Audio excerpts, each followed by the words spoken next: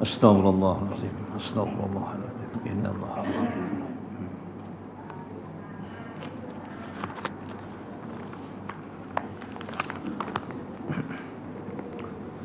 Assalamualaikum warahmatullahi wabarakatuh.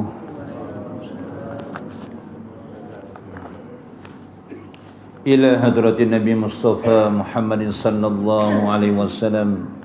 Summa ila al-qubur wal jami'il muslimina wal muslimat wal mu'minina wal mu'allimat al ahya'i minhum wal amwat kulluhum ajmain. Lillahi lahumul Fatihah. A'udzu billahi minasy syaithanir rajim.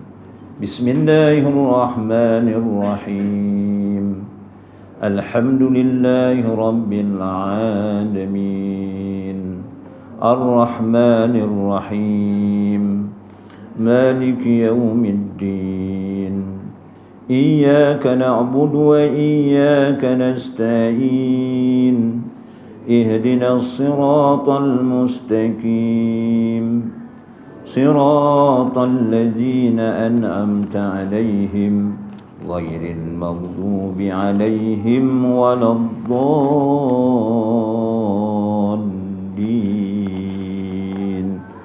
Amin. A'udzu billahi samii'il 'aliim minasy syaithaanir rajiim. Bismillahirrahmanirrahim. Alhamdulillahi rabbil alamin. Wal 'aqibatu lil muttaqin wala udwana illa 'alal zalimin. Wassalatu wassalamu Muhammadin asrafil anbiya'i wal mursalin wa ala alihi wa sahbihi ajma'in. Allahumma salli ala sayyidina Muhammadin tibbil qulubi wa dawaiha wa afiyatil abdani wa sifaiha wa nuril absari wa diyaiha bihaqqil azamati zatika birahmatika ya arhamar rahimin. Allahumma amsayna ala fitratil islam wa kalimatil ikhlas wa ala dini Nabi Muhammadin sallallahu alaihi wasallam wa ala millatina abina Ibrahim alaihi salam hanifan muslima wa makana minal musyrikin. Allahumma ahrijna min zulumatil wahmi wa akrimna binuril fahmi waftah alaina bimarifati ilmi wa nawir qulubana kama nawarta samsa wal qamar wa sahil lana abwaba fadlik. Rabbana atina fid dunya hasanah wa fil akhirati hasanatan wa qina azaban nar. Wa sallallahu ala sayyidina Muhammad wa ala alihi wa sahbihi wa baraka wa sallam. Walhamdulillahi rabbil alamin. Taqabbalallahu minkum. A'udzu billahi samii'il 'aliim minasy syaithaanir rajiim. Bismillahirrahmanirrahim. Alhamdulillahi rabbil alamin hamdan katsiran tayyiban mubarakan fih. Hamdan yuwafi ni'amahu wa yukafi'u mazidah. Ya Rabbana lakal hamdu kama yanbaghi li jalali wajhika wa azimi sultanik. Qala Allah subhanahu wa ta'ala a'udzu billahi minasy syaithanir rajim. Alladzina amanu wa tatma'innu qulubuhum bi dzikrillah. Ala bi dzikrillahi tatma'innul qulub. Shadaqallahul azim. Bismillahilladzi la yadurru ma'asmihi syai'un fil ardi wala fis sama' wa huwas sami'ul alim. Bismillahi ma sya'allah la yasukul khaira ilallah. Bismillahi ma sya'allah la yasrifu su'a ilallah. Bismillahi ma sya'allah ma kana min ni'matin faminallah. Bismillahi ma sya'allah la ya'ti bil hasanati ilallah. Bismillahi ma sya'allah la haula wa la quwwata illa billah. Yang berbahagia lagi dikasihi Tuan Pengerusi Masjid Pariyub serta semua barisan ahli jawatan kuasanya. Yang dihormati Tuan Imam, Tuan Bilal. Yang dihormati barisan kepimpinan masyarakat. Yang dihormati barisan para alim ulama, tuan-tuan haji, puan-puan hajah, tuan-tuan, puan-puan, hadirin hadirat yang dikasihi lagi dirahmati Allah sekalian. Kapari kabeh waras, alhamdulillah iso nyauri ki waras lah. Alhamdulillah, terlebih dahulu marilah kita sama-sama bersyukur pada Allah Subhanahu wa taala yang telah muliakan pada kita akan nikmat yang tidak terhitung, yang tidak terbilang. Sebagaimana dalam firman Allah Subhanahu wa taala, a'udzubillahi minasyaitonir rajim, wa in ta'uddu nikmatallahi la tuhsuha. Sadaqallahul azim, dalam surah An-Nahl ayat 18. Dan semoga nikmat yang Allah Ta'ala kurniakan kepada kita, mudah-mudahan kita dapat gunakan, manfaatkan pada jalan yang diredai oleh Allah Subhanahu wa Ta'ala. Dan alhamdulillah kita bersyukur pada Allah Subhanahu wa Ta'ala kerana kita masih lagi dipanjangkan umur. Banyakkanlah berdoa, berharap penuh semoga sepanjang kita hidup di dunia ini dan sekiranya kita mati nanti dalam keadaan beriman dan bertakwa dengan sebenar-benarnya. Hadirin hadirat yang dirahmati Allah, pada malam yang berbahagia ini saya ingin sama-samalah, saya ni tak mengajar tuan-tuan, ya, bual-bual ajalah, ya, ingat mengingat di antara satu sama lain, terutamanya nak mengingatkan diri saya yang begitu banyak kelemahannya dan kejahilannya tuan-tuan, iaitu pada malam ini kita sama-sama untuk mengingatkan terutama diri saya, iaitu berkenaan 4 hal yang mendatangkan rezeki, ya. 4 hal ataupun 4 perkara yang mendatangkan rezeki. Bukan memudahkan rezeki, tapi dia mendatangkan rezeki, tak kira kita berada di mana sahaja. Apakah 4 amalan tersebut? Yang pertama, tuan-tuan hadirin hadirat yang dirahmati Allah, banyakkanlah kita berzikir pada waktu sahur, ya. Itu mengundang rezeki. Rezeki ini tak semestinya wang ringgit. Sawit wakeh tantan, nah contohnya. Rezeki ini tak semestinya daripada harta benda, ketenangan, kebahagiaan, ya, keselesaan, keamanan, ya, kesihatan, itu juga adalah merupakan satu rezeki. Yaitu pertama tuan-tuan yang mengundang kepada rezeki, pertama, perbanyak-banyakkanlah beristighfar pada waktu sahur. Waktu sahur ni tuan-tuan senang cerita, kata guru saya setengah jam sebelum masuk waktu subuh.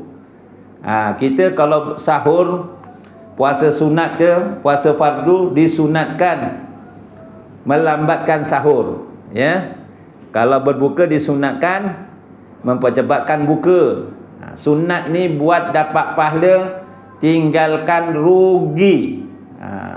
Bukan tak apa tu betul juga, tapi bertambah lagi rugi. Jadi kalau rugi, ni orang gawe rugi. Kan kaya motivasi kita sikit lah. Jadi tuan-tuan amalkan tuan-tuan. Kita nak baca zikir-zikir, nak baca istighfar ni bila-bila masa boleh, tak jadi masalah. Bila-bila masa boleh, tapi pada waktu yang paling afdal sekali pada waktu sahur. Senang cerita setengah jam, dalam masa ruangan setengah jam sebelum masuk waktu subuh. Ini dinyatakan tuan-tuan dalam surah Az-Zariyat ayat 17 dan 18. Buka Quran kau balik surah Az-Zariyat ayat 17 karo 18. Nengok mana Quran apa ora? Yo ono to Ustaz, surah patut ni dak ono. TV ni 50 inci loh. Ka Quran pun dak ono. Quran serta tafsiran ni ono apa ora? Ono, alhamdulillah. Tafsir Quran ono juga. Tafsir Quran apa sing ono? Mboh lah Ustaz, jeneng tafsir Quran kuwi lah. Okey, nyoal pula Ustaz iki. Jadi tuan-tuan kena adil lah tuan-tuan, ya. Setidak-tidaknya kat rumah ni ada Quran. Tafsir Quran setidaknya pimpinan Ar-Rahman, tafsir Quran Jalalain ke, tafsir Quran apa ni Ibnu Munir ke, tafsir Quran Imam Qurtubi ke, banyak-banyaklah tuan-tuan. Dan begitu juga hadis. Jangan sampai tak ada di dalam rumah, ya. Mudah-mudahan mendapat keberkatan. Apa yang dinatakan dalam surah Az-Zariyat ayat 17 dan 18, Allah Taala telah berfirman, a'udzubillahi minasyaitonir rajim. Kanu qalilan minal lail ma yahja'un wa bil asharihum yastaghfirun. Di antara ciri-ciri orang yang beriman, orang-orang yang bertakwa kepada Allah Subhanahu wa taala, mereka itu tidurnya sedikit sekali. turunnya orang okey, mengi. Tidurnya sedikit sekali di waktu malam, dan menjelang waktu sahur mereka memohon ampun kepada Allah Subhanahu wa taala. Banyak beristighfar, terutamanya zikir lain boleh, bukan tak boleh tuan-tuan. Tapi di antara zikir yang disarankan sebelum masuk waktu subuh, dalam waktu sahur senang cerita, iaitu memperbanyakkan beristighfar. Saya teringat tuan-tuan, guru saya ada menyatakan dalam hadisnya, dan tuan-tuan pun pernah belajar dengannya, iaitu Datuk Haji Kiai Suhaili. Saya teringat hadis yang dibaca oleh beliau, dan saya juga merujuk dalam kitab, cuma saya lupa dalam kitab apa. Saya ni kalau dah lupa, dia tak ingat, kalau ingatnya tak lupalah. Lagi-lagi dah tua-tua ni banyak lupanya, banyak dosanya lah katnya. Jadi orang patut kilingan. Tutup kitab wis lali. Nek reka memang kilingan kabeh. Ngarepku kitab buat ke reka dak ono ya, kilingan aku ora kilingan. Al ilmu bil kutub ya, bukan al ilmu fi sudur saya ini tuan-tuan. Dalam hadis Nabi SAW ada menyatakan, menyentuh berkenaan istighfar ni. Qala Nabi SAW, salasatun aswati yuhibbullah. Ya, qala Nabi Muhammadin SAW, salasatu aswati yuhibbullah. Ya, Rasulullah SAW bersabda, ada 3 suara yang disukai oleh Allah. Ana tolong suara ki disukai oleh Allah dalam hadis ini. Kita suara apa yang kita suka? Tahu? Ya, mungkin minatnya ya lagu balada rock, rock jiwang. Mungkin sukanya suara rock jiwang lah, masing-masing lah. Lagi-lagi tengah bercinta. Oh, berhayun-hayun masa muda dululah. Kalau dah tua-tua bercinta ni lagi parah tuan-tuan. Iaitu pertama, apa suara yang disukai oleh Allah? Sautun dik. Sautun dik ni suara binatang. Sautin dikun, suara ayam jago keluruk. Keluruk. Suara ayam jago berkokok. Keluruk kokok sama tak? Jauh. Podo ya. Dia belajar ngomong orang benar. Lah ini belajar sangat Jawa. Saya dia cakap Jawa tapi tak nak pandai juga. Pertama, suara yang disukai oleh Allah adalah suara ayam jago keluruk ataupun berkokok. Tuan-tuan hadirin hadirat. Kenapa tuan-tuan suara ayam kokok itu disukai oleh Allah, dan kita pun kena suka?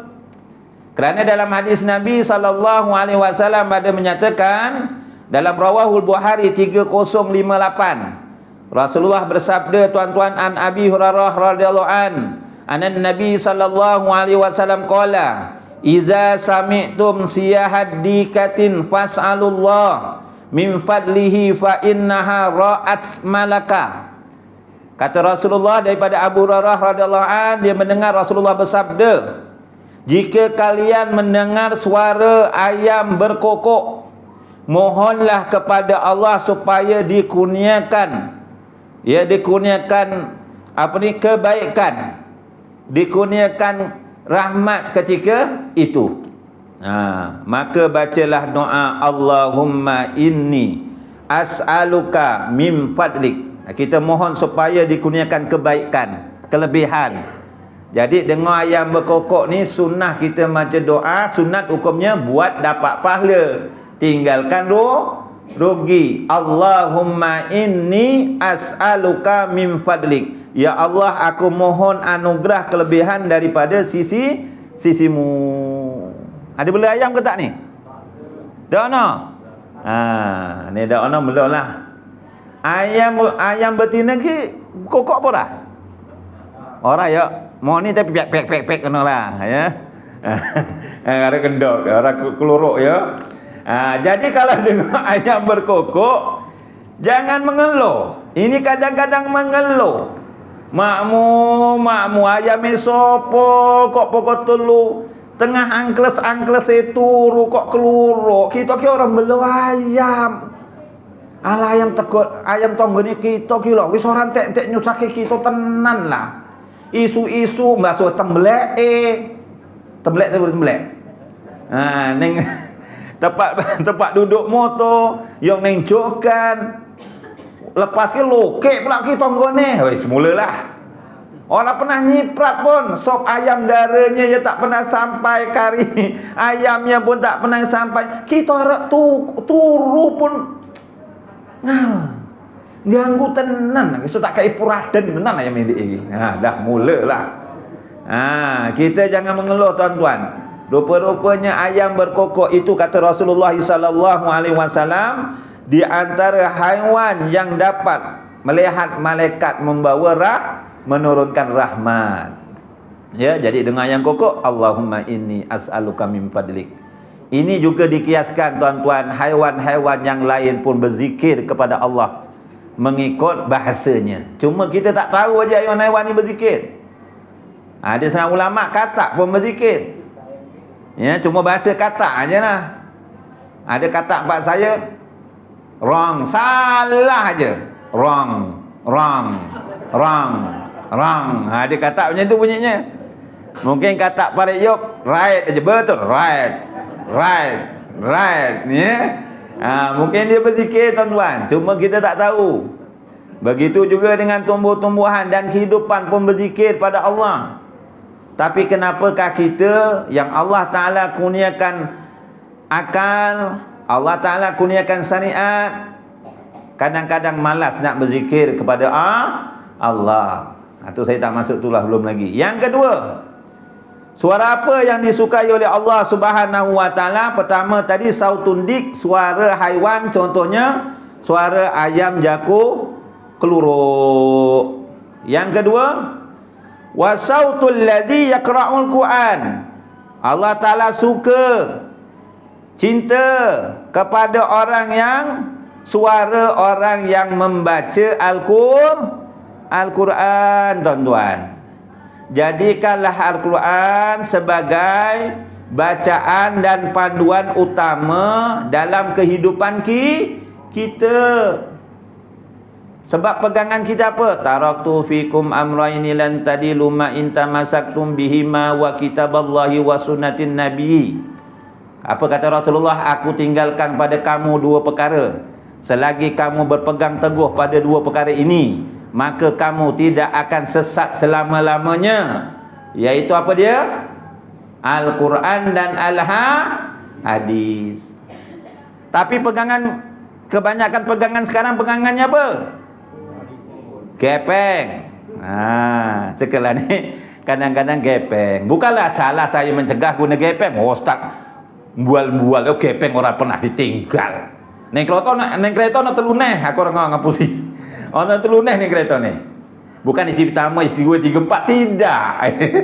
4 tu satu je yang guna, yang lain tak berapa nak guna. Itu kadang-kadang pengurusi tengok pun bingung mana nombor satu lah tak dia.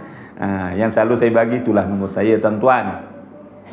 Pengangan kita Al-Quran dan Al-Hadis.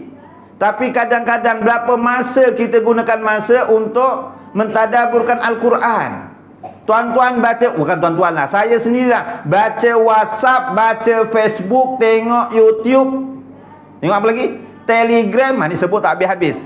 Dengan baca Quran, dengan hadis, agak-agak banyak mana saya baca. Saya mengakui sudah barang tentu yang paling banyak sekali, bukan banyak, banyak betul, iaitu WhatsApp. Sebab saya tak berapa nak pandai. Facebook tengok jugalah, tapi tak berapa nak rajin. Kalau tengok tu pun memang tak jadi buat kerja. Kalau nyawit tak jatuh-jatuh, tandanya jawabnya. Betul. Saya tengok tu pun sebab ada urusan kerja. Terpaksa tengok dah zamannya gitu. Tapi jangan sampai kita meninggalkan Al-Quran dan Hadis. Itu memang berita yang benar-benar sahih. Tak boleh ragu. Bukan satu ayat, satu huruf pun kita tak boleh ragu. Habis aku orang isong bocor loh, Ustaz. Ni orang isong bocor kenang belajar. Ojo orang isong belajar, orang isong bocor, orang kelem belajar. Besok piaran jawab depan Allah Subhanahu wa taala. Kenapa kamu tak baca Quran? Saya tak pandai ya Allah. Tapi saya dah usaha juga belajar. Saya campur dengan anak-anak kecil belajar Iqra, tapi aku ni detail ya Allah. Wahai orang itu entok juga. Ada jawapannya juga. Kenapa kamu tak baca Quran? Aku tak pandai. Tak belajar, memang tak belajar. Malu contohnya. Macam mana nak jawab? Walau bagaimanapun tuan-tuan contohnya tak pandai baca Quran, bacalah surah-surah yang tuan-tuan hafal. Contohnya bacalah suratul Ikhlas ke. Sebab dalam hadis Nabi ada menyatakan tuan-tuan, daripada Muaz bin Anas Al-Juhani radhiyallahu an, Rasulullah bersabda, "Man qara'a qul huwallahu ahad hatta yahtimaha asra marati banallahu lahu qasran fil jannah." Apa kata Rasulullah? Sesiapa yang membaca qul huwallahu ahad sebanyak 10 kali, maka akan dibangunkan baginya rumah di dalam surga. Ya. Jadi tuan-tuan, ni orang semput banget pun, ni orang reti lagi lah, bacalah setidak-tidaknya suratul Ikhlas. Tak apa suratul Fatihah, takkan suratul Fatihah pun tak hafal. Ni orang hafal pi solat kan. Jadi tuan-tuan, Al-Quran jangan ditinggalkan. Satu lagi tuan-tuan, tentang sekarang ini saya lihat tuan-tuan, termasuklah saya mengingatkan diri saya tentang adab-adab terhadap Al-Quran. Baca sudah barang tentu. Wang Quran ni ke tuan-tuan, ada 5 perkara yang dipandang aja dapat pahala. Kan? Ada dalam hadis 3, ada satu lagi dalam hadis yang lain, ada 5 dalam pengajaran itu. Delok air dapat pahala. Get delok orang sing lainnya lah. Pertama, pandang Kaabah dapat pahala. Sebab tu kadang-kadang orang pergi umrah ke haji nampak Kaabah boleh menangis tuan-tuan. Yang kedua, pandang ibu bapa dapat pahala. Pandang ibu bapa, tapi anak kita pandang awek lagi suka. Pandang pak we lagi suka. Pandang mak ayah, nak duit top up aja baru pandang, tapi bukan anak tuan-tuan. Pandang dengan penuh keikhlasan dapat pahala. Yang ketiganya, pandang air Zam-Zam dapat pahala. Keempat, pandang Al-Quran pun dah dapat pahala. Tapi janganlah daripada umur 1 tahun sampai 48 tengok aja dah cukup. Kenapa tak dibaca? Tengok dah dapat pahala kok. Tengok dapat pahala, kalau dibaca, difahami, diamalkan, ya lagi banyak pahalanya. Ada peningkatan lah. Dan satu lagi tuan-tuan, kita pandang keindahan alam sekitar, ingat Allah Ta'ala yang menjadikan pun dapat pahala. Ada setengah ulama, alim ulama kata, pandang wajah alim ulama pun dapat pahala. Tuan-tuan, tentang adab Al-Quran ni tuan-tuan, kadang-kadang kita kurang peka. Ya, kadang-kadang kita baca surah Yasin. Surah Yasin itu salah satu surah dalam Al-Quran. Begitu juga suratul Mul, suratul Kahfi, salah satu dalam surah dalam Al-Quran. Ada 114 surah, betul? Jadi kita kena jaga. Tuan-tuan tak? Tuan-tuan semua jempol-jempol semua. Kadang-kadang kita taruh Yasin ni lanting, keplek. Tapi nek handphone, ningken ngono. Contoh tuan-tuan ya, contoh. Tapi kok baru suruh Yasin kok ditaruh bawah gitu aja. Kadang-kadang ditindih terus sikil pula kuwi. Kalau tak sengaja tu tak apa, tapi janganlah sampai tak sengaja. Takkan tiap hari tak sengaja tuan. Tapi tuan-tuan ini contoh. Apa salahnya kita baca iaitu diangkat gitu.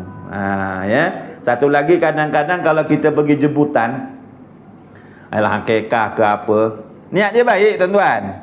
Dia kadang-kadang bagi surah Yasin, bagi maksurat, bagi ayat-ayat Quran.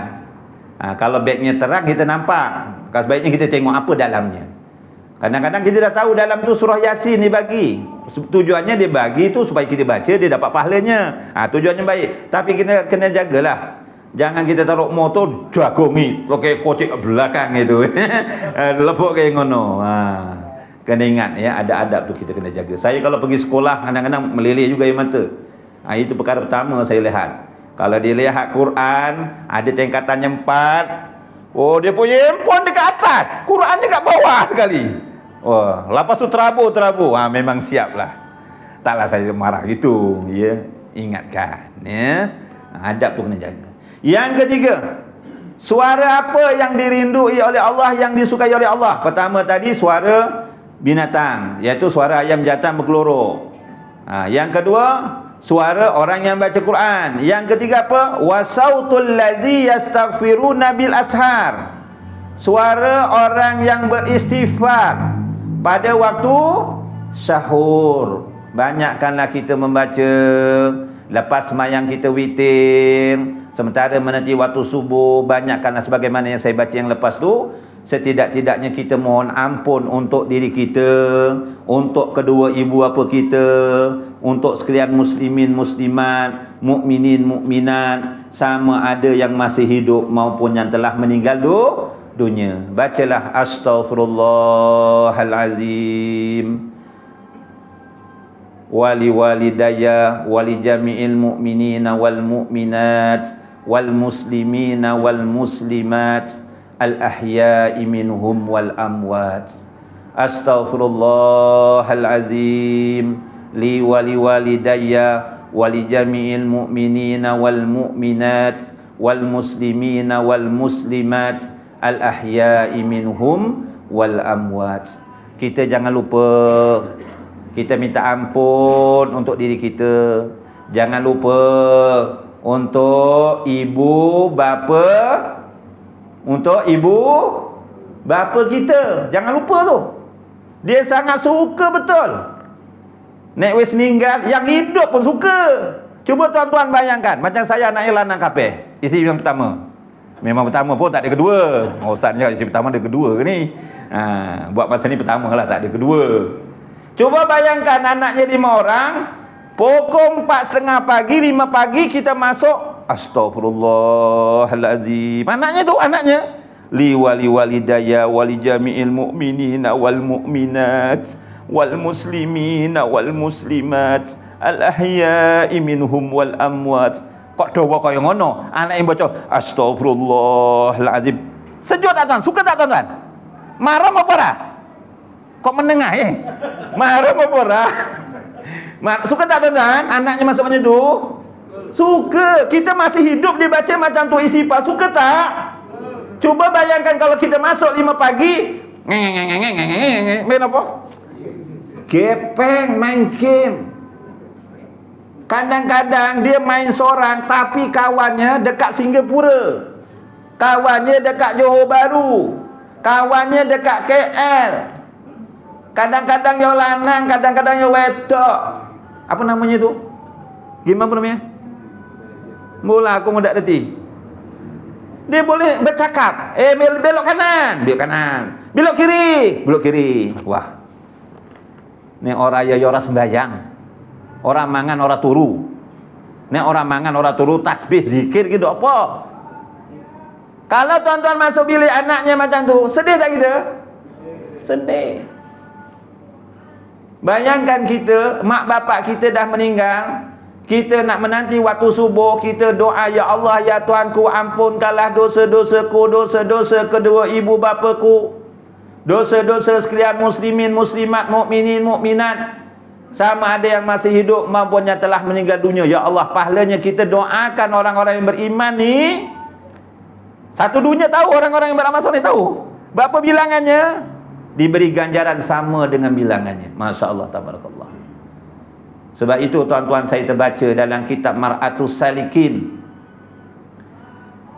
ketika Rasulullah dimi'rajkan daripada bumi ke langit, daripada Masjidil Aqsa, Rasulullah naik ditemani malaikat Jibril dan Mikail sampai pintu langit dunia, Babul Habzah, yang dijaga oleh malaikat Ismail. Bawah malaikat Ismail tu ada 70,000 malaikat.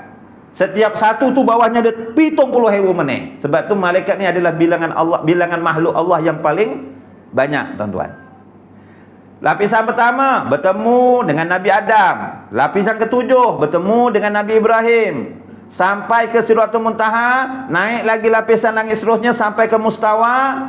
Kata malaikat Jibril, ya Rasulullah, setakat ini sahaja aku dapat menemani kamu. Sekiranya aku langkah lagi selangkah, nascaya terbakarlah aku. Maksudnya, tingkatan langit seterusnya nak sampai aras tu, malaikat tak mampu. Tak tercapai tingkatan seterusnya. Tinggallah Rasulullah seorang. Apabila Rasulullah nak sampai aras tingkatan yang paling tertinggi sekali, Rasulullah kelihatan ada 3 roh manusia yang Allah Ta'ala muliakan. 3 roh manusia yang Allah Ta'ala beri pelindungan. Sedangkan malaikat pun tak sampai tahap situ. Apakah amalan 3 golongan tersebut, tuan-tuan? Jadi kita ada can lagi lah, tuan-tuan, nak beramal. Sebab kita masih lagi hidup, nyawa tak dekat tenggorok. Kalau nyawa dah kat kerongkong sini, dah nazak, lepas tu matahari ataupun matahari terbit daripada arah barat, dah tak bermakna lagi kita nak bertaubat, dah tak ada bermakna lagi kita nak beramal soleh. Jadi jangan lengah-lengahkan. Golongan yang pertama, orang yang dalam masa hidupnya lidahnya dibasahi dengan zikrullah. Itu dia. Orang yang pertama, lidahnya dibasahi dengan zikrullah, ingat kepada Allah. Apa lidahnya ingat, selalu dia ingat Allah, maka hatinya akan ingat, maka semua anggota badannya akan ingat kepada Allah. Kalau dia ingat kepada Allah, nascaya mendorong dia melakukan amal ibadah dan menjauhkan daripada melakukan perkara yang dilarang oleh Allah. Banyakkanlah zikir. Zikir ni banyaklah, tuan-tuan. Contohnya zikir yang memberatkan timbangan. Contohnya apa? Kalimatan habibatan ilar rahman, khafifatan alal lisan, sakilatan fil mizan, subhanallahi wa bihamdi, subhanallahil azim. Saya kalau buat lagu memang tak ada orang nak beli. Kalau saya buat album pun tuan-tuan terpaksa beli. Sebab malu kalau tak beli Ustaz Kamal jual ni. Contohlah. Apa? 2 kalimah habibatan yang disukai oleh Allah. Ringan di lidah tapi berat dekat timbangan. Walaupun ringan dekat lidah, tak semua orang boleh sebut. Termasuklah yang cakap. Kalau borak, ya Allah, cerita ibu IT, tak habis-habis. Contoh, cerita mancing, tak habis-habis. Tapi berapa kali kita baca subhanallahi wa bihamdi, subhanallahil azim, subhanallahi wa bihamdi, subhanallahil azim. Pak Imam buat tahlil, Mam, lebih 2 baca, 33 je lah. Kenapa baca 35? Lebih dia komplain. Tapi bukan makmum sini lah. Makmum sini jempol-jempol semua. Imam bawa 100,000, alhamdulillah, ya, tak mengeluh. Itu contoh. Apa lagi? Sa'abda zikir. Sa'abda zikir apa? La ilaha illallah. Sambung lagi, la ilaha illallah Muhammadur Rasulullah. Ada 24 huruf, sama 24 jam. Okey, golongan yang kedua. Siapa yang Allah Ta'ala muliakan rohnya tadi tu, diberi pelindungan. Yang tuan-tuan buat sekarang ni lah. Mudah-mudahan istiqamah. Ya, ini orang yang dalam masa hidupnya suka mengimarahkan, memakmurkan rumah Allah. Lagi-lagi yang jadi jawatan kuasa. Jemaah biasa pun sama. Jawatan kuasa ni ada gaji ke? Tak tahulah kalau ada masjid yang gaji sebulan 1,000 ke, pengurusi, timbal pengurusi 500, ada tak? Tak ada? Wah, kalau nak buat boleh juga, tapi persetujuan lah semua. Tapi kebanyakannya tak ada. Tapi ikhlaslah, tuan-tuan. Apa yang tuan-tuan fikirkan tu, kalau ikhlas, pahala, tuan-tuan. Macam mana kita nak banyakkan jemaah kita supaya hadir dalam masjid ni, musyawarat. Bagi pandangan, memikir tu. Duduk, patutnya pergi ke teh. Duduk dengan isteri, makan pisang goreng keropok. Duduk bermesuarat. Fikir macam mana? Tuan Pengurusi, saya cadang. Nak ramaikan sembahyang subuh, kita kasih duit saku sekolah pada anak-anak yang boleh sembahyang subuh. Berikan dia punya hujahnya. Kenapa awak kata begitu? Gini, Tuan Pengurusi. Contoh macam sidang rakyat pula. Ni contoh. Kalau anak-anak kecil umur 9 tahun, 8 tahun, darjah 2, takkan pagi-pagi nak pergi masjid sendiri. Ada lembu pendek ke apa semua. Tentu bapaknya tak kasih. Seorang kasih RM5. Oh, besar tu. Jadi, oleh kerana anaknya nak dapat duit saku, bapaknya pun pergi masjid juga. Betul? Betul juga. Betul. Boleh pakai juga ni idea ni. Itu cadangan saya pertama. Yang kedua, buat kuliah subuh. Ambillah hari cuti dulu. Janganlah tiap-tiap hari dulu. Ambil cuti. Jumaat, Sabtu. Kita panggillah penceramah. Ustaz K. Ustaz K tak boleh, orang tak datang. Ngomong Jawa apa dia ngomong dok isi, tak bayar. Panggillah ustaz yang anu sikit. Contoh. Tapi dengan orang berilmu jangan begitu. Dengan saya tak apa.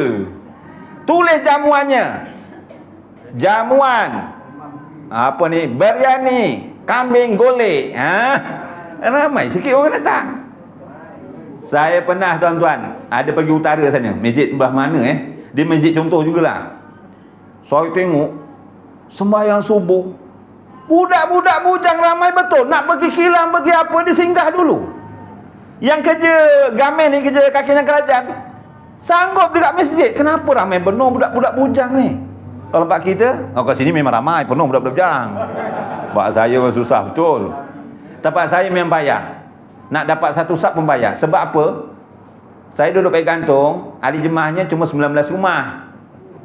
Yang dah janda 15 gitulah. 4 aja yang ada suami. Memang tak penuh-penuh satu sap tu.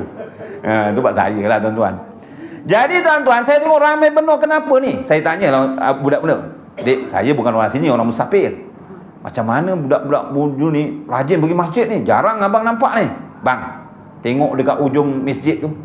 Saya tengok ada motor suku 2 biji. Motor suku. Rupa-rupanya ada cabutan nama bertuah siapa yang pergi sembahyang subuh. Masya Allah. Itu baru suku, bukan penuh tu. Oh, penuh lagi banyak tuan. Dan ada satu lagi papan tanda. Saya terbaca. Saya rasa kalau Batu Pahat ni belum ada orang buat lagi. Kalau tuan-tuan nak buat, buatlah. Papan tanda dia tulis apa? Papan tanda tu macam ada tong sampah gitu. Terima kasih, gunakan saya. Kan gitu. Papan tandanya dekat pintu masjid. Dia tulis apa? Musibah kecil hilang kasut di masjid, tetapi musibah besar kalau kasut tak pernah sampai ke masjid. Siap, terima kasih.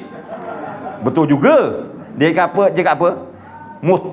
Musibah kecil kalau kasut hilang di masjid, tetapi musibah besar kalau kasut tak pernah sampai ke masjid. Betul jugalah.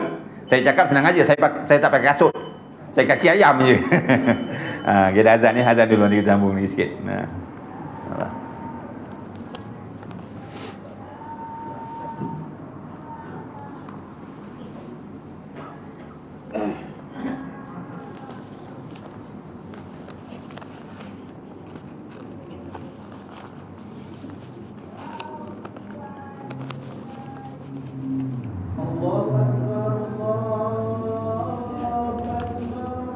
Allahu Akbar. Allahu Akbar.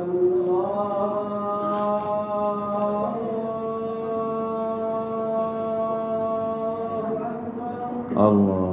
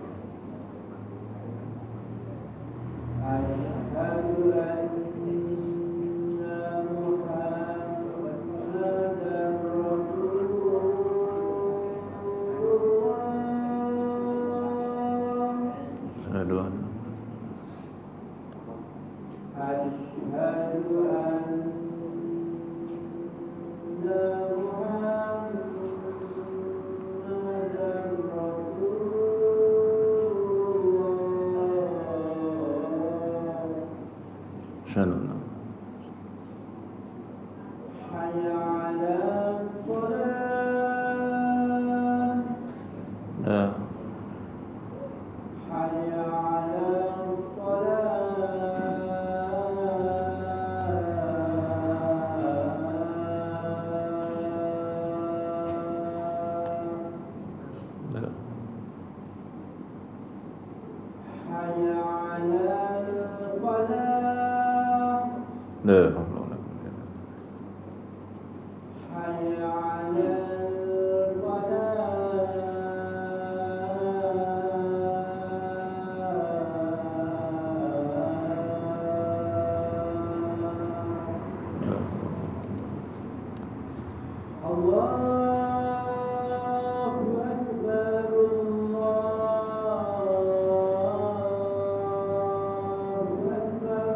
Allahu Akbar.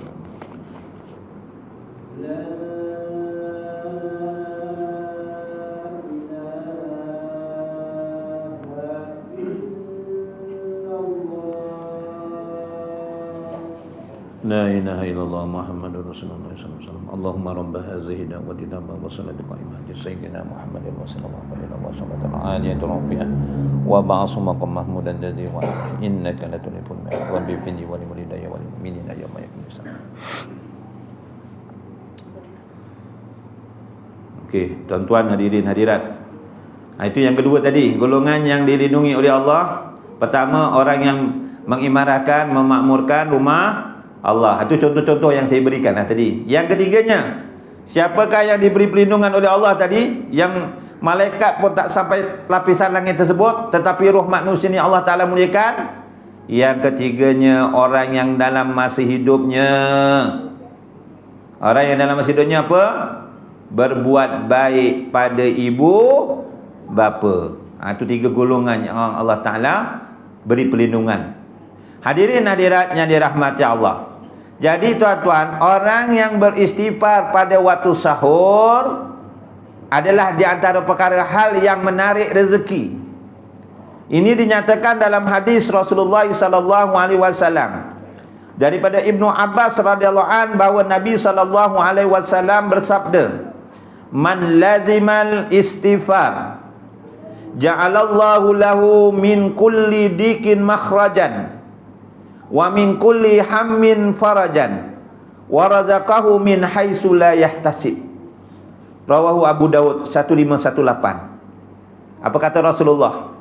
Barang siapa yang melazimi, barang siapa yang selalu, barang siapa yang sering beristighfar, Allah Subhanahu wa taala menjadikan untuknya bagi setiap kesempitan akan diberi jalan keluar, setiap kebimbangan diberi kelapangan, dan Allah Ta'ala kurniakan rezeki yang tak disangka-sangka. Orang yang banyak beristighfar. Contohnya lah tuan-tuan, ada kawan saya ni tuan-tuan ingin sangat nak mengerjakan haji.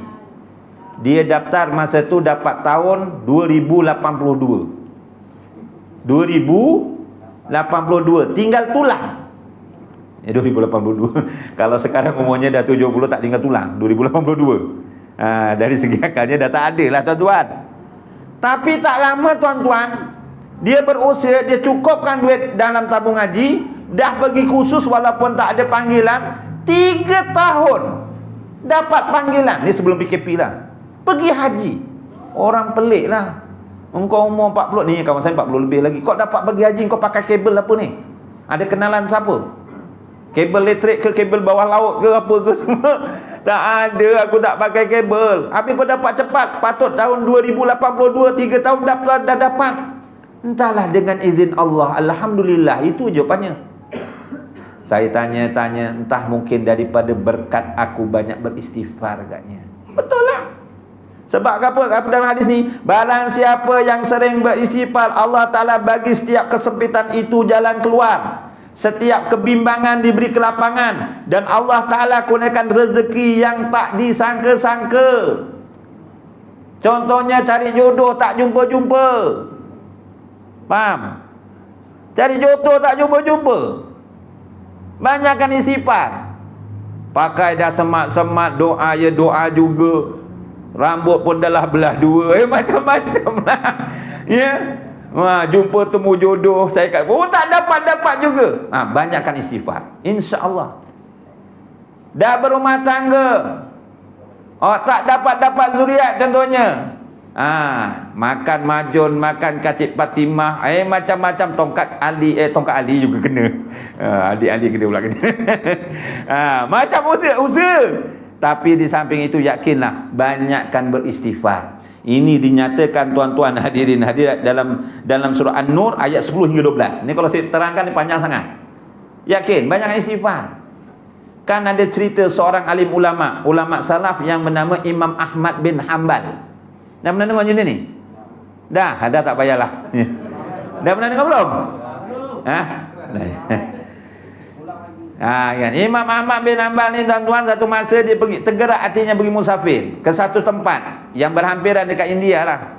Yang mana tempat tersebut masyarakatnya mengamalkan, maksudnya berpegang pada mazhab Imam Ahmad bin Hanbal. Kalau kita sini Imam Syafi'i. Satu masa Imam Ahmad bin Hanbal ni pergi ke tempat tu yang mana ahli jemaah situ penduduk berpegang pada mazhab Imam Ahmad bin Hanbal. Dia musafir tuan-tuan, lepas sembahyang Isyak dia nak baring dekat masjid, nak tidur dekat masjid tu lah. Kata jawatan kuasa masjid, ibaratnya jawatan kuasa masjid minta maaf tuan apa baring kat sini? Minta maaf, undang-undang sini tak boleh tidur dalam masjid. Dia tak tahu yang dicakap tu Imam Ahmad bin Hanbal, ulama masyhur, imam yang terkenal. Tapi masa tu tak ada WhatsApp tuan-tuan. Sekarang kita ulama-ulama yang jauh-jauh pun kita kenal sebab ada media masa. Masa tu tak ada. Imam Ahmad bin Hanbal tak ambil hati pun. Dia ambil pakaiannya, dia baring dekat luar, nak bentang, ibaratnya nak bentang cadar lah. Nak bentang kat sini pun tak boleh tuan, minta maaf. Luar dalam masjid tak boleh. Wah, jawatan kuasa baru katnya ni. Contoh. Yang tu pasal. Contoh. Jadi dia pun dekat luar nak duduk mana, tidur mana, bingung nak tidur mana, tak ada. Tiba-tiba ada saudagar roti. Ibarat macam saudagar roti ya. Dia nampak orang tak kenal ni. Saudara, Assalamualaikum. Ibaratnya begitulah, bahasanya mudah nak faham. Saudara ni macam tak pernah nampak, bukan orang sini. Ya, saya musafir. Tuan, saya ni musafir, nak cari tempat berteduh, nak tidur kat masjid, tak bagi. Ni mungkin peraturan baru, jelas baru memang gitu. Tak apalah. Tak apalah tuan, tidur dengan rumah saya. Kebetulan saya cuma berdua je, anak dah besar-besar rumah masing-masing. Tidur rumah saya, nak berapa malam tidurlah. Alhamdulillah saya ada teman juga setiap tinaknya. Jadi Imam Ahmad bin Hanbal ni tuan-tuan ikut saudagar roti. Sebab tu orang niaga ni mulut kena baik, kena ramah, barulah laris. Ini niaga macam orang bela saka. Mana orang nak beli? Dia contoh bukan orang sini, contoh. Itu mainan peranan. Saya semalam beli apa kat kedai bukan bangsa kita lah. Saya tak cakap bangsa apa. Dia punya nak tempah baju, padahal selai aja tuan-tuan. Bukanlah 20-200 untuk syarikat ke untuk pejabat. Selai aja. Dia punya sambut inilah logonya ni. Ni bolehlah runding boleh tahu lagi. Kerana kita buat tak tahu, muka macam nak makan orang. Macam mana? Macam ni hari tajuk pula. Jomlah pergi rumah kita. Jadi Imam Ahmad pun pergi. Dalam perjalanan pergi tu, peniaga roti tu mulutnya berkomak kamit. Imam Ahmad bin Hanbal beri tunjukkan biliknya. Rupa-rupanya Imam Ahmad bin Hanbal memang nak cari tempat bermalam. Tapi Imam Ahmad bin Hanbal bukan tidur sepanjang malam. Walaupun dia musafir dalam keadaan penat, tidur dekat rumah orang, malam tu dia kebanyakannya digunakan masanya beribadah di tengah malam. Sembahyang kadang-kadang sampai tahap 100 rakaat. Sampai 100. Tuan-tuan pernah 100? Tuan-tuan mungkin pernah lah. Saya dapat 8 rakaat tahajud pun dah kira hebat lah dalam hati. Dalam masa dia beribadah tu, dia terdengar orang yang buat roti ni. Orang buat roti ni biasa dia bangun awal. Sambil dia ngoli roti, dia beristighfar. Astaghfirullahalazim. Astaghfirullahalazim. Tak henti-henti dia beristighfar. Jadi Imam Ahmad bin Hanbal dah lepas main subuh, dia pun nak beredar pada rumah. Dia pamit tau. Wis kat itu ru. Kena bayar ke kena apa? Ya pamit karo tuan ni. Minta maaf, Assalamualaikum tuan, saya nak keluar ni, terima kasihlah kerana tumpangkan saya tidur. Tak apa, duduk dulu, minum dulu, sarapan dulu, makan roti dulu. Imam Ahmad bin Hanbal, dia tak tahu yang duduk tu Imam Ahmad bin Hanbal. Wahai tuan, saya nak tanya, saya minta maaf, malam tadi saya terdengar tuan nguli roti sambil baca istighfar. Kenapa tuan baca istighfar banyak kali? Ya Allah, saya mengamalkan istighfar ni banyak kelebihannya tuan. Dulu saya susah, sekarang alhamdulillah senang, rezekinya tak disangka-sangka. Dulu nak jual roti payahnya nak laku. Sekarang taruh habis, tempahan banyak. Yang keduanya, doa apa yang saya doa ni makbul semua. Tak pernah tak makbul. Cuma ada satu doa je yang saya doa ni, tapi saya pun tak makbul pun tak apa, tapi tak mungkinlah dimakbulkan oleh Allah. Itulah. Dia tak mungkinlah apa yang saya minta ni dapat ke tak? Apa yang kamu doa? Aku ni terdengar seorang ulama, Imam Ahmad bin Hanbal. Aku ingin sangat dia nak tidur rumah aku, makan roti aku, minum dengan aku, sarapan dengan aku. Rupa-rupanya yang dia tidur tu, yang depan dia itulah Imam Ahmad bin Hanbal.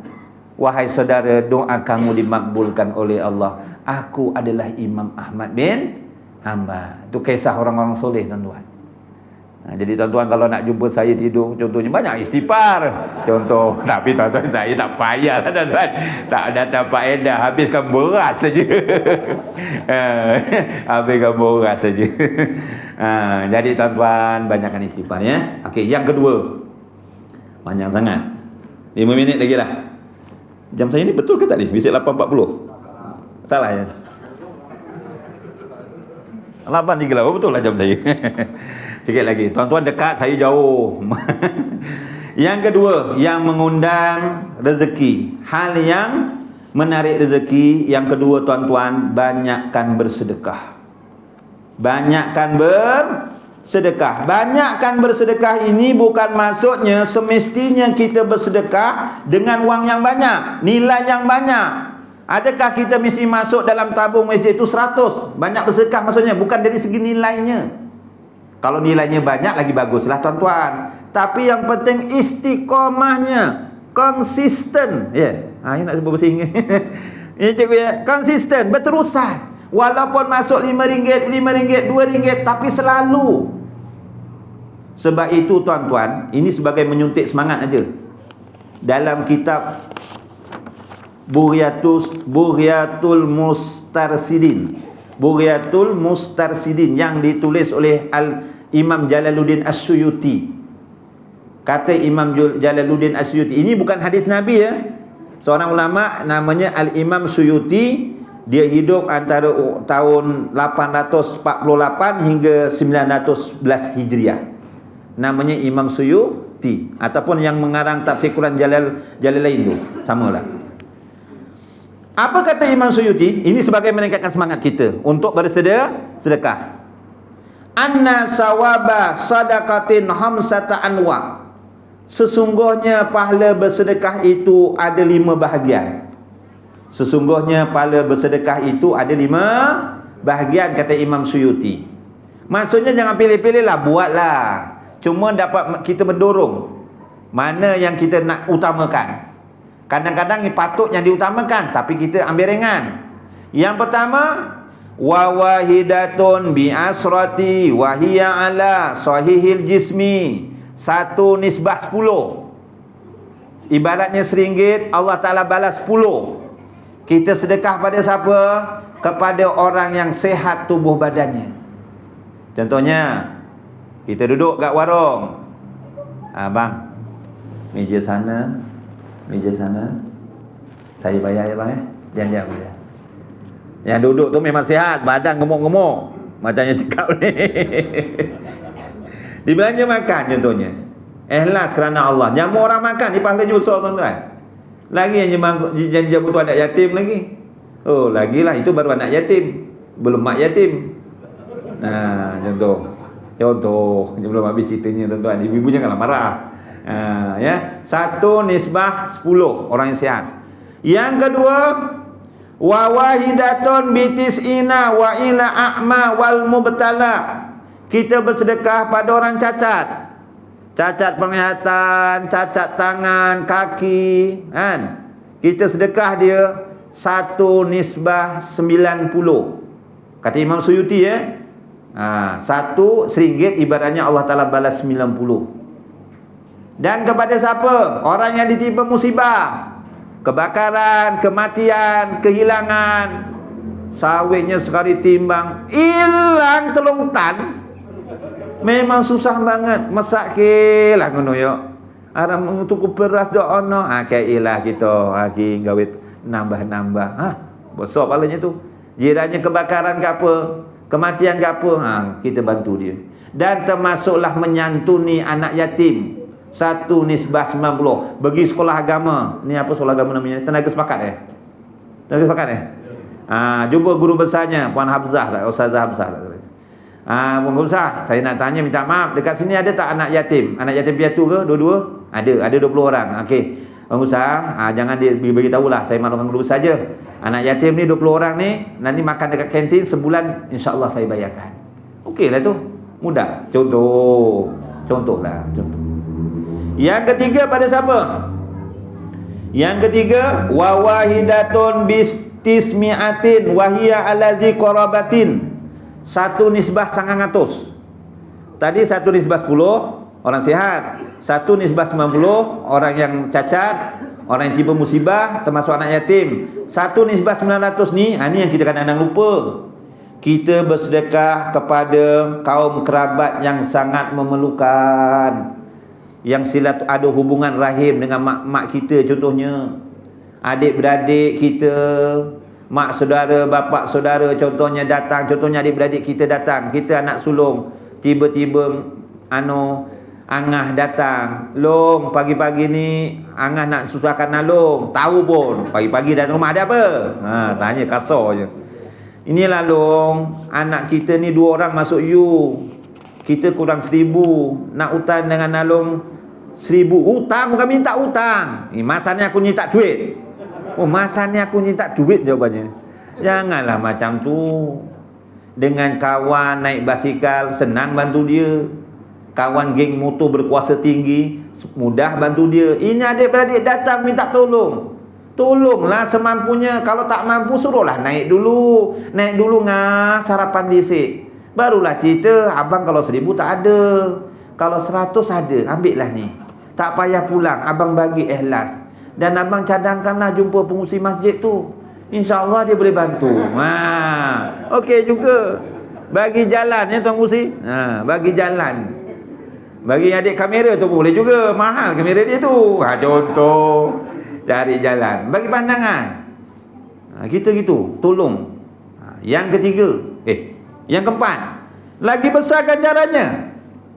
Iaitu siapa? Sebab tu yang Allah Ta'ala rohkan, muliakan rohnya tadi. Siapa? Yang keempat. Wa wahidatun bimi'atin alfin wahiya ala abwaini. 1/100,000. Kata Imam Suyuti. Walaupun dia kata seorang ulama, ada sebabnya kenapa dia berkata sedemikian rupa. Kita bersedekah pada siapa? Bantu siapa? Ibu bapa kita. Ni kadang-kadang yang cakap dia pun sama. Contoh, saya tak kata orang, isinya bang, belikanlah gelang. Gelang yang halus macam benang. Jiran kita semua bang, gelang yang macam jam tangan abang ni. Okey, yang besok abang belikan. Dengan isteri tak berkira. Dengan kawan satu kedai abang bayar semua. Satu kedai bayar semua. Dengan maknya telefon, Assalamualaikum Long, mak sakit ni, kencing sakit sangat, mungkin batu karang ni. Okey, kita hantar kerajaan lah, hotel Amin. Terus kita kata, tak nak Long, nanti tunggu lama sangat. Mak nak kat KPJ ke pantai. Alah, KPJ pantai, nak luruh lututku. Sekali hantar tolak betul-betul. Time bayar, mulalah dia. Nak buang kecil. Macam-macam. Dia pakai segi apa? Mak banyak duit, simpanan banyak, anak-anak lain bagi. Duit sawit pun tak pernah luar. Dengan cucu pun tak nyiprat. Dengan cucu tak nyiprat tahu? Dengan cucu tak nyiprat tahu tak? Lokek dengan cucu. Raya RM1 je bagi. Jangan macam itulah. Ya, tapi bukan tuan-tuan. Kita bagi anak-anak ni tuan-tuan, cucu-cucu ni suka dia. Oh, mak bila nak beli atuk? Mak bila nak beli atuk? Oh, balik atuk dapat RM10. Oh, suka betul. Dia doakan kita tuan. Cuba bagi RM1, lepas tu dia koyak pula bagi separuh-separuh. Memang nak ingat. Jangan berkira tuan-tuan. Dengan mak ayah. Mak ayah kita segarang-garang ayah ya. Pernah dia ungkit. Macam saya dia cikgu. Contohlah. Pernah ayah jumpa. Mal, abah nak claim kau dah jadi ngajar ni. Pampers yang abah belikan daripada lahir sampailah berapa bulan. Abah nak claim juga. Ni abah dah tulis ni. Pergi klinik kau demam dulu, ceret-beret lah, apa sunat semua ni. Abah nak claim. Pernah tak? Tak pernah. Lagi ibu-ibu, lagi dia tak berkira.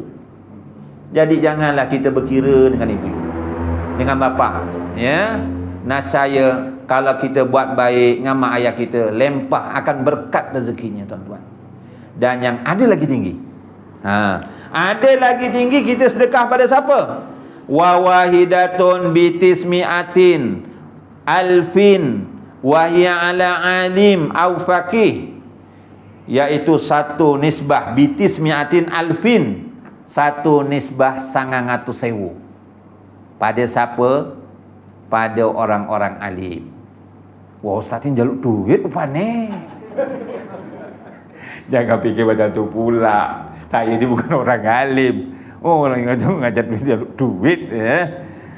Kenapa tuan-tuan? Kita lagi-lagi sedekah pada orang yang menuntut ilmu. Masya Allah. Lagi-lagi dia belajar ilmu-ilmu fardu ain, ilmu usuluddin, ilmu akidah tadi, ilmu akhlak dan tasawuf, ilmu bab fiqh. Kemudian tiba dia jadi ulama menyampaikan ilmunya. Kita membantu dia belajar, membantu dia berdakwah. Kita dapat tempiasnya tuan-tuan. Dapat sahamnya. Itu yang dimasukkan begitu seikhlasnya. Itu tingkatan-tingkatan lah tuan-tuan. Jadi tuan-tuan hadirin hadirat, kita sama-samalah dengan bersedekah ini tuan-tuan, insya-Allah ya, dia dapat menarik rezeki.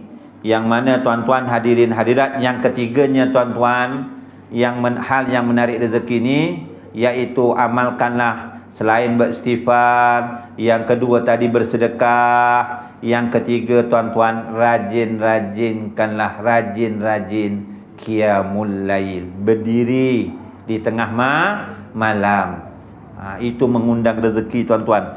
Kalau saya nak cerita dalam hadis ni tuan-tuan, hadis daripada Sayyidina Umar Al-Khattab, dia mendengar Rasulullah bersabda, barang siapa yang solat sunat tahajud dengan sempurna, solat tahajud dengan sempurna, jangan nak buat 8 rakaat tapi sembahyangnya macam katun cepat.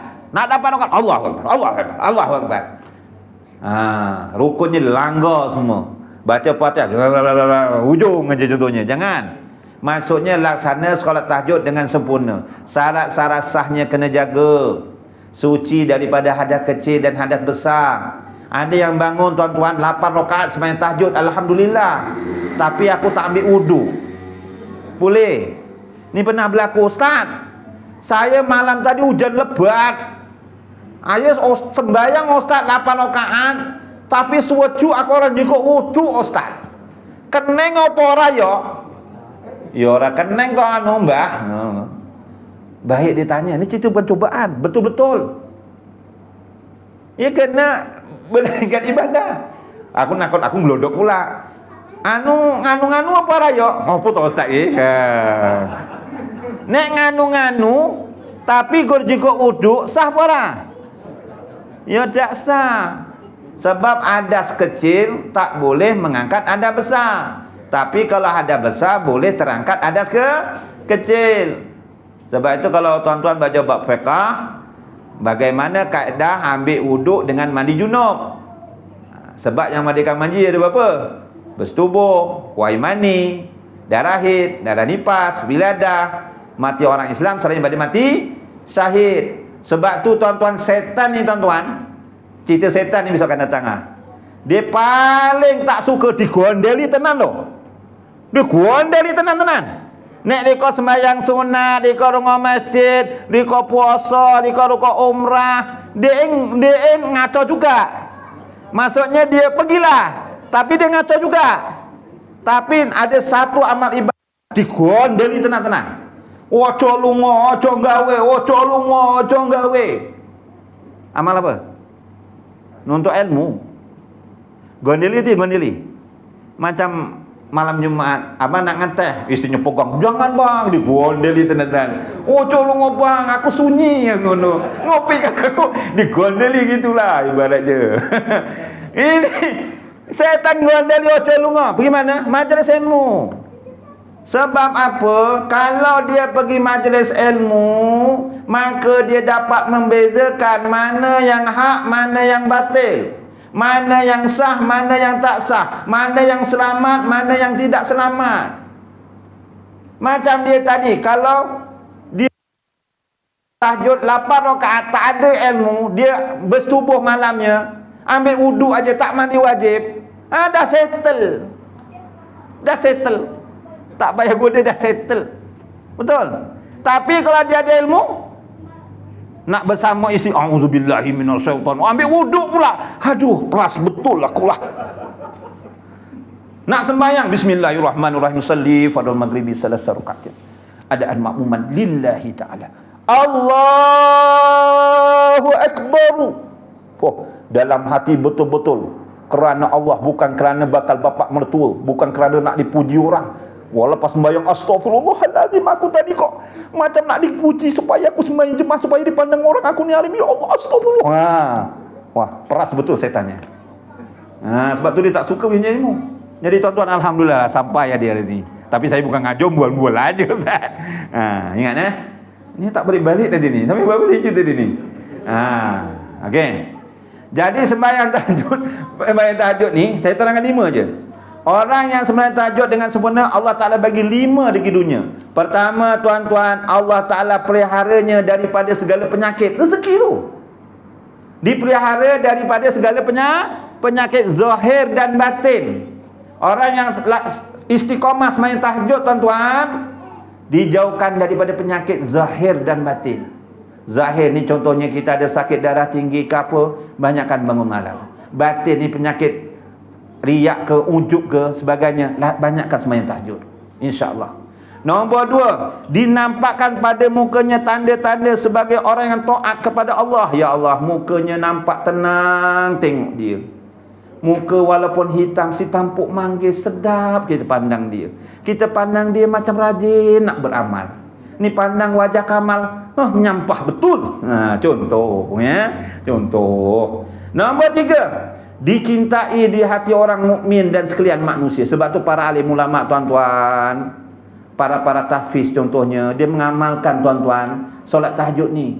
Kita nampak orang alim tu macam pandang tu seronok aja kan, rasa tenang. Contoh, mungkin dari berkat dia, orang-orang soleh tadi ni mengamalkan solat tahajud. Yang keempatnya, lidahnya berisi hikmah. Ya, cakap-cakapnya ni dia, orang yang rajin tengah malam ni, dia cakap-cakap yang berfaedah, ada hikmahnya. Dan yang akhir sekali, tuan-tuan, dijadikan akal fikirannya yang cerdas.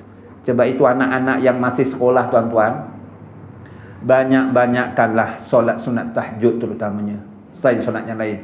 Kerana Allah Ta'ala berikan fikiran yang cerdas dan kuat akan ingatannya. Jadi setakat itu saja pada malam ini. Kalau ada silap dan salah, harap dapat dimaafkan. Minta tolong bagikan ni, boleh tak? Ini, minta tolong.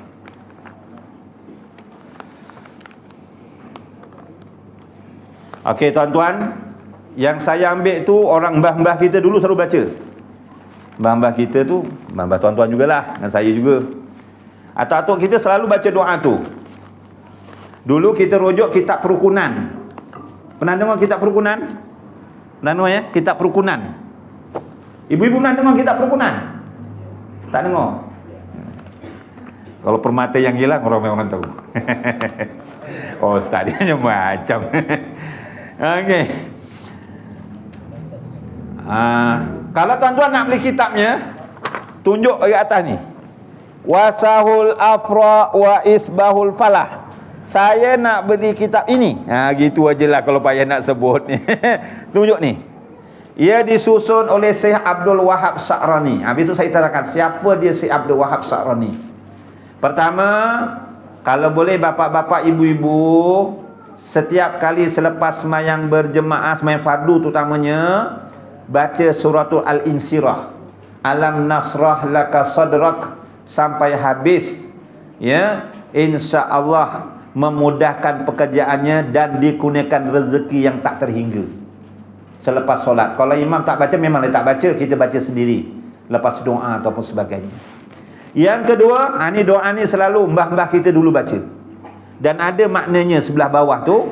Dan sesiapa yang mengekalkan membaca doa ini selepas tiap-tiap sembahyang fardu, Allah melepaskan daripada segala huru-hara di dunia dan huru-hara di akhirat, insya-Allah, sekiranya diizinkan Allah. Apa doanya? A'dadtu li kulli haulin alqahu fid dunya wal akhirah la ilaha illallah wa li kulli hammin wa khamin masya Allah wa li kulli nikmatin alhamdulillah wa li kulli rahain wa siddatin asyukrulillah wa li kulli ujubatin subhanallah wa li kulli zambin astaghfirullah wa li kulli daikin hasbiyallah wa li kulli musibatin inna lillahi wa inna ilaihi raji'un wa likulli qada'in wa qadarin tawakkaltu 'ala Allah wa likulli ta'atin la haula wa la quwwata illa billahil aliyyil azim.